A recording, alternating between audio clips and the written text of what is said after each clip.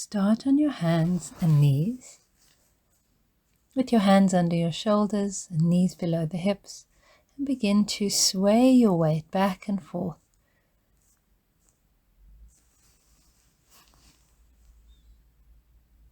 And then bring your knees together, taking your hands the width of the mat. Keeping your knees on the floor, drop your right hip to the right as you look over the left shoulder, and then drop your left hip to the left as you look over the right shoulder.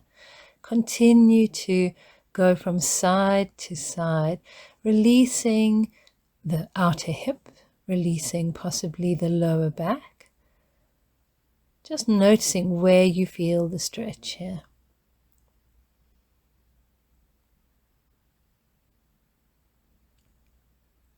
Just going as low with the hip as you can without lifting the knees. Take your knees hip width apart again. Step your left foot out to the side. As you reach your left arm forward, slide your right arm underneath towards the left and turn either to look up or to look straight ahead. This is a focus on the shoulders but also the upper spine. Gentle twist for the upper spine. You can change the way it feels by adjusting where your reaching arm is placed on the floor, so right arm can move, and it can help you to go deeper into the twist if you like. Begin to move forward and back again onto your hands, onto your foot and knee, and then change legs. Now we're taking the right leg out and the right arm forward, sliding the left arm underneath, turning to look to the right. You can play with the pressure that's in your right hand, that's on the floor, to change and vary that pressure to give yourself the best stretch that feels good for your shoulders and spine. From there, slowly come out of that back onto all fours again. And you can turn around and come to lie on your back. And just taking the knees up towards you, put your hands on your knees and move your knees together in a circle. Drawing a circle around your sacrum, around the lower back area, change direction. We're giving ourselves a massage in the hips, in the lower back. Bring your feet to the floor, taking your arms out to the sides off your mat. And slowly straighten your left leg. Let it lie on the ground. We're bending the right knee and we're putting weight into that right foot as we lift the right hip. Make sure your knee moves forward over the center of your right foot and doesn't go out to the side or across your body. We're lifting only the back of the right hip. The left side stays on the ground. So effectively you're rolling over towards that straight leg side. Now take your right knee towards you. Using your left hand, guide the knee across your body towards the left. And then bring it back so that it's above you. So we keep going into the twist and out of it, using the hand to gently move the leg in and out of the twist. You can do this a few times, either placing your right foot to lie on top of the left, or you can place the arch of your right foot onto the left kneecap. And you can just pause there after you've done a bit of movement. And then take both knees to your chest and bring your feet to the floor. Having your feet hip width apart, let your knees start to move from side to side.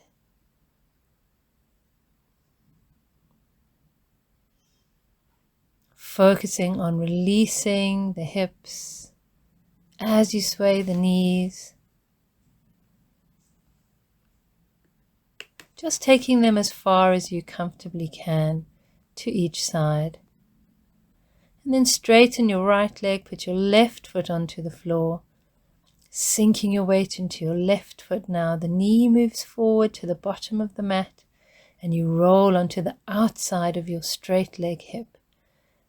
When you go into the pose, you're using some effort, but when you roll back, you're just letting your body drop back.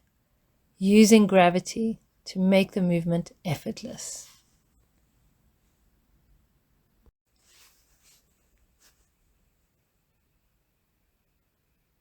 Just gently bring your left knee up towards your chest, bringing your right hand to the outside of the knee, resting your left arm on the ground.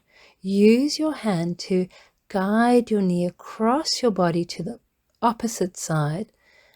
As you put the weight in your hand, you're using this to guide the knee, the hip, and the lower back.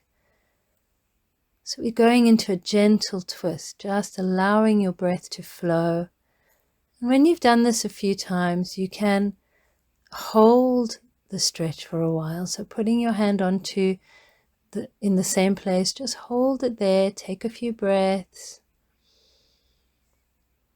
and then slowly recoil. You just roll out of it.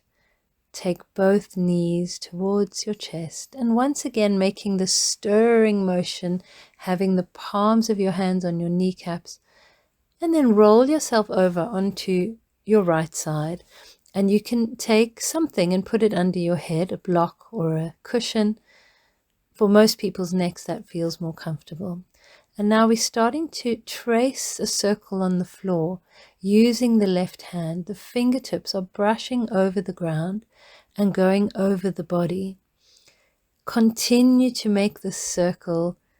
Go slowly if there's places where you feel you aren't able to touch the ground. Let your body move in any way that it needs to for you to keep the contact with the ground.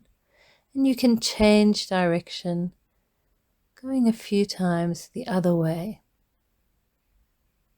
We're doing this quite fast now, but you can really slow this down, especially if you do have particular places in the shoulder that are really difficult to move through.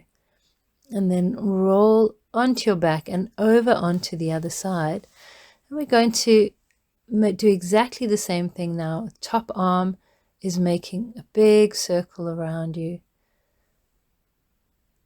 Notice how you can roll that top hip if you want to. You can move your rib cage. You can slide one knee on the other. Anything you need to do to feel that you're making a fluid circle where you're maintaining the contact of your fingers with the floor over your body.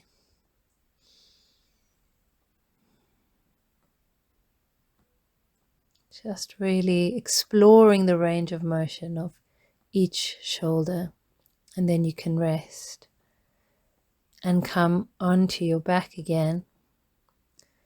You can take the cushion or block out from under your head. Take the knees up towards your chest once again. And then taking the hands up, begin to reach them towards your head. Lengthening the arms, so keeping the arms as straight as comfortable here, and only taking them as far down as comfortable. So just see what feels right for your shoulders, and then bring the arms back down to your sides, and then you'll take them up again, just as far as you can, towards the ground above your head. If you find that you can't put your hands on the ground easily above your head, you can use a block or a cushion or something to support the hands.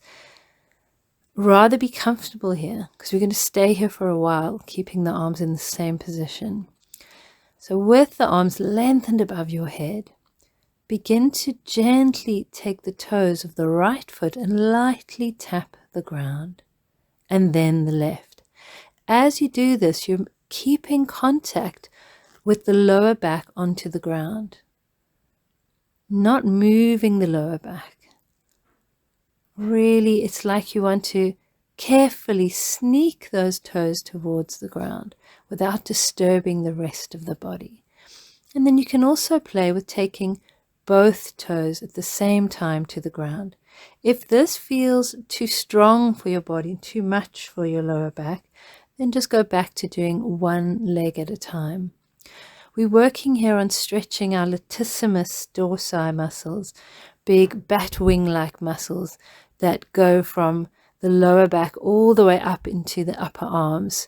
They're known as shoulder muscles, and we use them a lot during paddling. Take the arms down to your sides. You can put the palms flat next to your body. Just take a moment here on the ground. Let the curve of your lower back return. And then gently peel the spine off the ground. Your knees are moving forward towards the front of the mat. And then roll down vertebra by vertebra.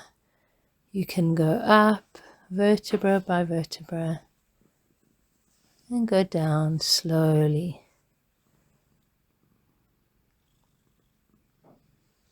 Just let your breath flow easily. Pick up the toes when you land and put them down again. Next time you come up with your hips, take your hands towards each other and you can link them under your body. If that doesn't feel comfortable for your shoulders, you can unlink them and have the hands flat instead. If you find your arms are coming up off the ground, you can also hold a strap between the hands. So it just depends how tight you are in the shoulders.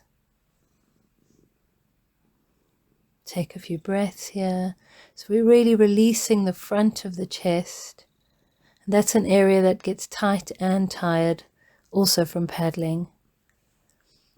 And you can take the knees again. Once again, we're taking them to the chest, and now we're just rocking from side to side. And we're going to come up now into a sitting position and focus a little on the hips. So please take your right leg and straighten it a little bit. You can keep it slightly bent. We're bending the left knee. Gently lean over towards the right. You can put that right hand anywhere that's comfortable. It could be on your leg, it could be on your foot, it could be on the floor behind the leg. You're arching the arm over your head. Now turn towards your bent legs. Turn towards that left leg and go into king pigeon. Then go back again towards the right. And when you're ready, go again to your left leg into king pigeon. King pigeon, we're doing this very gently today, so we're keeping the body quite upright. If you find that your hips are very high above the ground, you can put a cushion underneath them. Just gently looking over one shoulder and then the other. And now walk your hands over to the right. Put your left hand on top of the right. So we're combining a hip stretch, a shoulder stretch, and also involving the spine. Go back to that same side bend one more time and see how it feels. And you can then do the same thing going the other way. So leaning towards your left leg. Think of moving from your ribs and from your spine. We're going between these two poses because they really complement each other beautifully. And you'll feel you just need to slide that bent leg a little over to the right to make space to bring your hips through into the king pigeon. Ideally, when you in that king pigeon pose, your pelvis is level. And in the side bend, just taking your time. So if you want to stay longer in either of these, then do. Just find your own rhythm. You can lift your hips and put them down again. And we're going to look over one shoulder and then the other. So we're bringing a side bend into this. It's a combination of a back bend and a side bend. Loosening up places in the spine that might be tight. Come onto the ground, take your hands over to the left, putting your right hand on top of the left. Breathe here. If you don't want to go so low down with your upper body, you can have your hands closer towards your hips and keep it a bit more raised. Sometimes that stretch feels too strong with the body flat. And come around, and you can sit with your legs crossed. Hopefully your hips are feeling wonderful.